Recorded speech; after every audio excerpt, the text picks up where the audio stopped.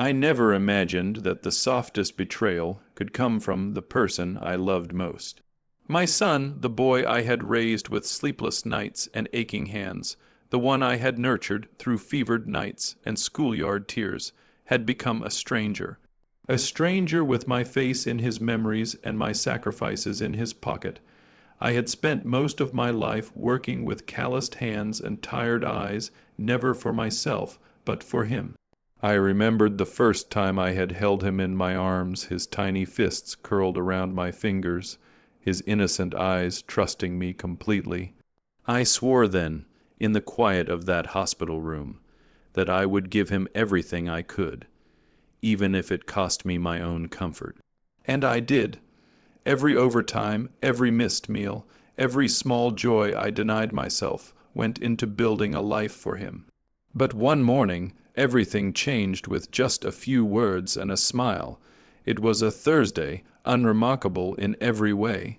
I had just come back from the bank, holding my pension envelope, a modest sum, enough to cover my rent, food, and a little comfort in my old age. The house was quiet, the kind of silence that feels like both peace and loneliness rolled into one. And then he appeared, my son, striding through the door with that easy confidence, that smile I used to find endearing. "I need the rent, Dad," he said casually, eyes sparkling not with warmth, but with the selfish assurance of someone who thinks the world owes him everything. I froze, the envelope still in my hand, the rent. My voice trembled. He chuckled lightly and reached for the envelope. "Yes, this is the rent. You know how it is." I stared at him, searching for a trace of the boy I had known, the one who used to hold my hand when storms raged outside, the one who clung to my chest after nightmares. But he was gone. In his place was a man who saw me as nothing more than a wallet, a stepping stone, someone whose care was a convenience to be exploited. I remember the way he took the envelope, fingers brushing against mine, and that damn smile, so casual, so unconcerned, so full of entitlement. It wasn't a smirk of mischief or a joke that I could laugh off. It was a statement, a declaration that the sacrifices of years, the love poured out in silent acts and sleepless nights, were worth nothing. I felt my heart constrict, my chest tightening like iron bands, rage and sorrow twisted together, a knot that refused to loosen. "Why?" I whispered, though I knew I wouldn't get an answer I wanted. "Why what?" he asked, tilting his head, still smiling. "It's rent, you know, for the roof over your head, for the meals, for everything. Everything." The word hit me like a stone. Everything I had done for him, every penny saved, every meal skipped, every moment of my own comfort sacrificed, he reduced it to a word as casual as a grocery list. I stood there, paralyzed, as he counted the money, still smiling. My son, my own blood, had made me into a debtor in my own home. My hands shook, but I did not raise my voice. I did not cry. I simply watched him leave, taking with him not just the money I needed to survive, but the invisible thread of trust that had bound us together for years. The room felt emptier after he left. The air was heavy, thick with a silence that screamed louder than any argument. I sank into the chair by the window, staring at the street outside, wondering how a child I had loved so completely could become so cold. I felt the sting of tears behind my eyes, not just for the money, but for the betrayal, for the realization that sometimes the people you give your heart to can treat it as though it were theirs to break. That day, I learned a painful truth. Love, no matter how selfless, is not always returned in kind. Sometimes it is exploited, sometimes it is taken, and sometimes the person you trusted most can smile as they take everything you worked for, as if it were their right. But deep down, beneath the sorrow and the burning sense of injustice, a small ember began to glow. Not anger, not hate, yet. Just a quiet understanding that life, in its strange and unpredictable ways, had a way of balancing the scales. 3 months, I whispered the number to myself, as if saying it aloud would anchor the thought in reality. 3 months and the story would turn, for now I allowed myself to feel the ache of betrayal, to mourn the son I thought I knew. But in the shadows of that pain, I began to plan, not out of malice, but out of necessity. Because in life, sometimes justice must be claimed quietly, with patience and precision. And in my heart I knew that someday he would pay not just the money he took, but the lesson he deserved. That smile, so casual and so cruel, had broken me, but it would not destroy me, and someday it would be him who would feel the weight of the debt. The days after that morning passed like shadows across a sunlit floor always there, stretching long and cold, reminding me of the emptiness my son had left behind. Life at home had changed in ways I could not have anticipated. Every sound he made felt sharper, every word heavier. The house no longer felt like home. It was a stage on which I watched a stranger live in the comfort I had earned, using my love and my labor as his entitlement. I did not confront him that day, or the next, or even the week after. There was no point in shouting or pleading. Words, I realized, would not reach him, not anymore. Instead, I learned the power of silence. Each day I observed him quietly, noting the small habits he did not notice I had noticed. The way he left his papers scattered across the table, the careless way he spent money on things he didn't need, the way he assumed I would always provide, always forgive, always endure. In those quiet hours, I remembered him as a child. I remembered the nights I had stayed awake, comforting him through fever, wiping away tears that no one else would notice. I remembered his first day at school, his small hand gripping mine as he took his tentative steps into the world. And I mourned not just the money, not just the betrayal, but the loss of the boy I had loved so completely. Yet within that morning a spark began to kindle. It was not vengeance at first, not in the fiery, immediate sense. It was patience, observation, understanding that sometimes, to make justice last, it must be slow, deliberate, and unnoticeable. I began keeping quiet records, small notes of debts, of promises, of his careless indulgences. I observed the way he treated others, the way he assumed luck would always favor him, the way he believed the world would bend around his whims. And I realized something vital. Arrogance is a fragile thing. When nurtured by ignorance and blind confidence, it blinds a person to reality. That realization, quiet and almost imperceptible, gave me hope. I also began to notice the cracks in his life, subtle, almost invisible. The debts he had shrugged off, the loans he had taken without thought, the friends who owed him favors but would not always be there. Life, it seemed, had a way of collecting what was owed, and he had been careless with the currency of both money and trust. I did not rush to confront him. There was a strange satisfaction in letting him live comfortably, even arrogantly, in the house that was mine by right, while I observed quietly. Each day I could feel him testing me, seeing if I would react, and I did not. Each smile he gave, each careless word, each assumption of my submission, was recorded in my mind like the meticulous notes of a composer building a symphony. At night, when the house was silent, I allowed myself to reflect, not with anger, not with spite, but with clarity.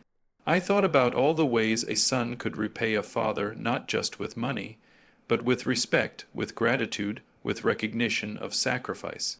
And I realized that I had the advantage of time, wisdom, and patience.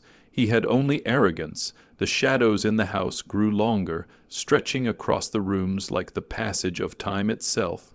In those shadows I moved silently, learning, planning, preparing. I had no illusions that he would understand the subtlety of what was coming. To him, life was easy. To me, life was careful and deliberate. 3 months.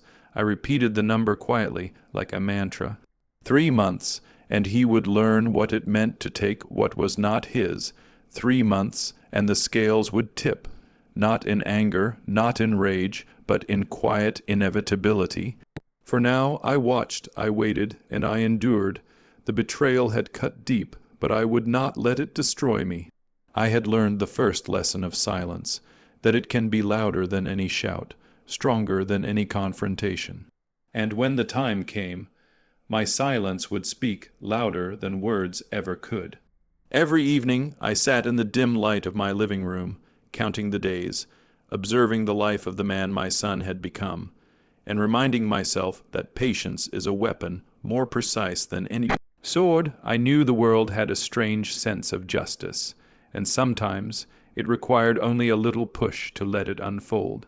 And in the quiet, beneath the shadows that stretched long and dark across the walls, I began to feel a sense of satisfaction I had not felt in months, a certainty that soon the boy I had raised would face the consequences of the man he had chosen to become. 3 months had passed since that morning, the morning when my world had cracked open and spilled its grief into the quiet of my home. 3 months during which I had observed, noted, and waited. Life, it seemed, has a way of balancing debts, even those that are hidden, unseen, or ignored. And now the scales were beginning to tilt. It began subtly at first. My son, once untouchable in his confidence, began to show cracks. He had always been careless with money, trusting luck, charm, and convenience to see him through. But one day a letter arrived, a notice he had ignored, a debt he thought trivial.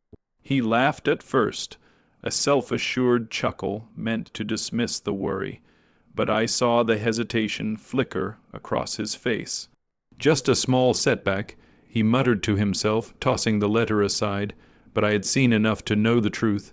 Small cracks often lead to great falls. And fall he did. The business he had started, a venture built on arrogance rather than diligence, began to falter. Suppliers delayed shipments, clients backed out. Bills he had taken for granted accumulated like storm clouds on the horizon. I watched quietly, feeling no satisfaction yet, only the steady unfolding of inevitability. One evening he came home looking worn, his usual confidence replaced by a tight, forced smile. "Everything's fine," he said, glancing at me briefly, as if seeking reassurance, but I offered none. My silence was an anchor, reminding him of the consequences he had ignored. The turning point came on a Monday. He had been forced to sell some of his possessions to cover mounting debts, something I knew he would never have done if circumstances were kinder. Pride, after all, is a fragile thing. It cannot endure public failure without cracking, and crack it did. He began to rely on me in ways he had never done before. At first it was small, borrowing an envelope of money here, asking a favor there. I noticed each instance, catalogued each slight, each misstep, and I waited, letting the tension grow like a storm building in the distance. It was during one of these moments that he let slip the truth of his desperation. "I can't handle this on my own," he admitted, a rare vulnerability passing through his eyes. I need help." I nodded quietly. "And what kind of help do you think I can give you?" He looked at me, perhaps expecting pity, perhaps expecting to manipulate me with his charm. But I was calm, steady, like a mountain watching the tide rise and fall, the kind that comes with responsibility. I said softly, and responsibility in that moment meant paying back what was owed. The next days were a study in poetic justice. I gave him opportunities to resolve his debts in ways that would teach him prudence, humility, and respect, but he ignored them all. His arrogance had blinded him once, and now it threatened to cost him everything.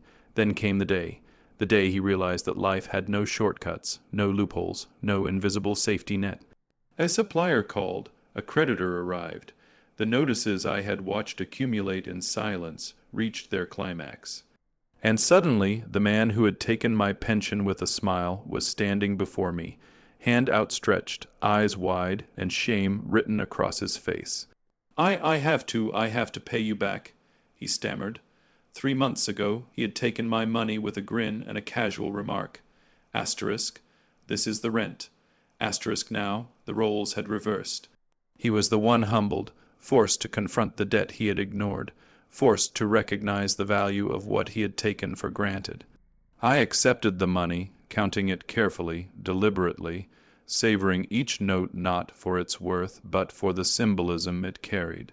He looked at me, waiting for anger, for a lecture, perhaps for tears, but I offered none of those things.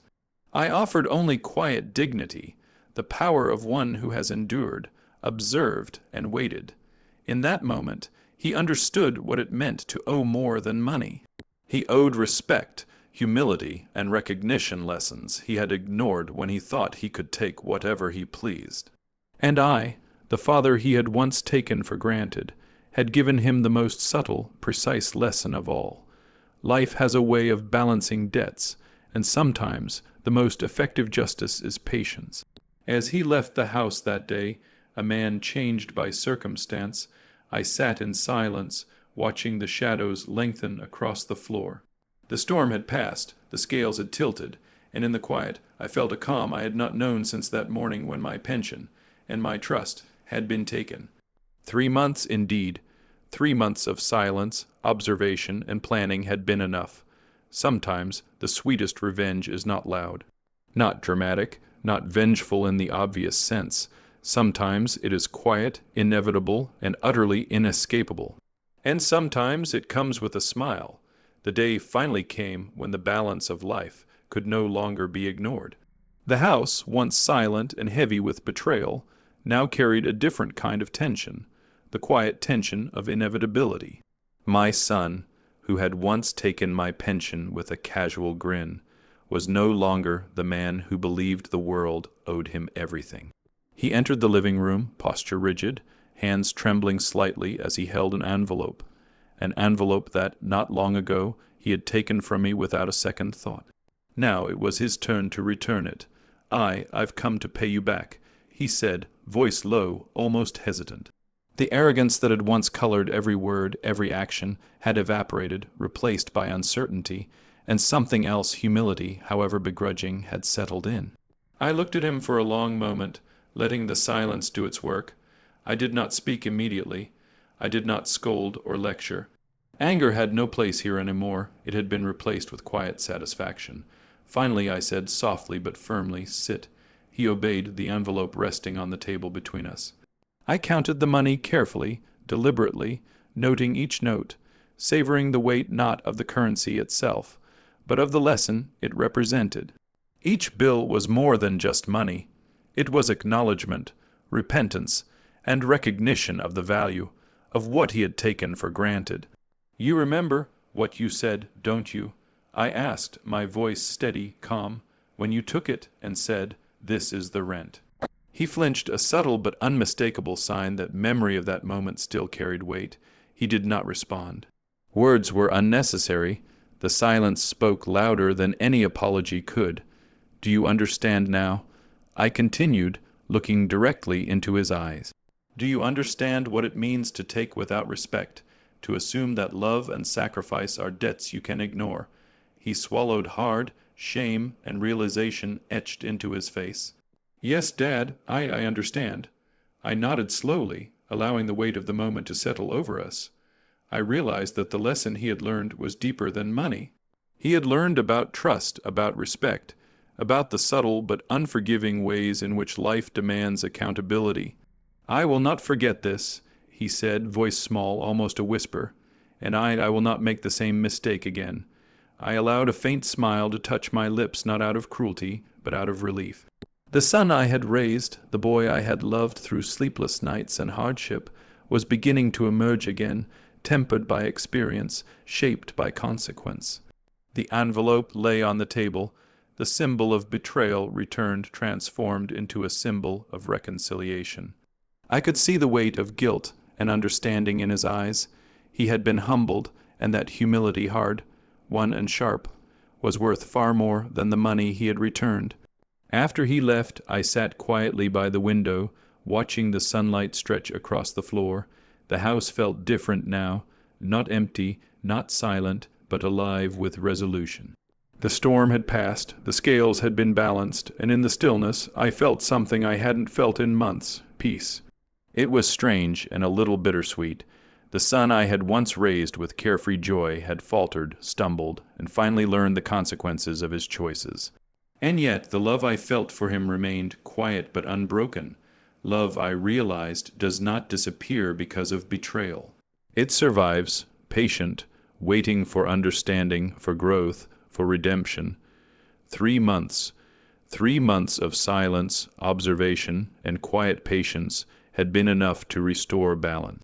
That small ember of hope I had carried through the dark days had not only survived, it had guided justice to its rightful place. I whispered to myself, a soft exhalation that was more of relief than triumph, the rent has been returned. And in that moment I understood the truth of life. The most profound justice is not always loud, not always dramatic. Sometimes it is quiet, sometimes it is patient, and sometimes it comes wrapped not in anger, but in dignity, in lessons learned, and in the quiet satisfaction of a debt finally paid not just in currency, but in understanding. The shadows in the room stretched long and soft as the sun dipped below the horizon. I closed my eyes, feeling the weight of the past lift, replaced by the calm, enduring strength of a lesson finally learned. And for the first time in months, I smiled not with malice, not with revenge, but with the quiet, enduring satisfaction of knowing that justice, patient and true, had been served.